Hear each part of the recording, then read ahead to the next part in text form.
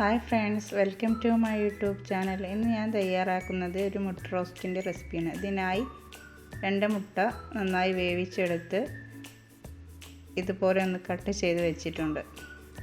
ഇതിനായി ആവശ്യമായിട്ടുള്ള ഉള്ളി, തക്കാളി, പച്ചമുളക്, ഇഞ്ചി, വെളുത്തുള്ളി അരിഞ്ഞു വെച്ചിട്ടുണ്ട്.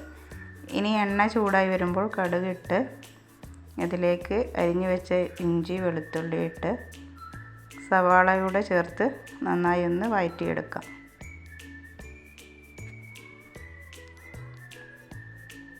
ഇനി ഇതിലേക്ക് അരിഞ്ഞു വെച്ച് തക്കാളി ചേർത്ത് പച്ചമുളക്, കറിവേപ്പില ഇട്ട് ഇതിലേക്കുള്ള മസാലപ്പൊടികൾ കൂടി ചേർത്ത് കൊടുക്കുക.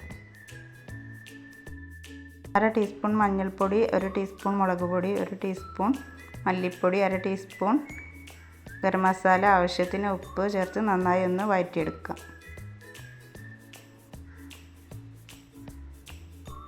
മസാലപ്പൊടികളെല്ലാം നന്നായി വെന്തതിന് ശേഷം ഒരല്പം ചുടുവെള്ളം ചേർത്ത് നമുക്കിത് നന്നായി തിളപ്പിച്ചെടുക്കാം. ഇതിലേക്ക് അല്പം കുരുമുളക് പൊടി ചേർത്ത് ഇത് നന്നായി ഒന്ന് കുറുകി വരുമ്പോൾ ഇതിലേക്ക് മുട്ട കൂടി ചേർത്ത് നമുക്കിത് നന്നായി ഒന്ന് തിളപ്പിച്ചെടുക്കാം.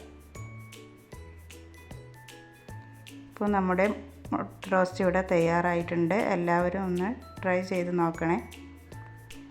വീഡിയോ ഇഷ്ടപ്പെട്ടാൽ എല്ലാവരും ഒന്ന് സബ്സ്ക്രൈബ് ചെയ്യാൻ മറക്കരുത്.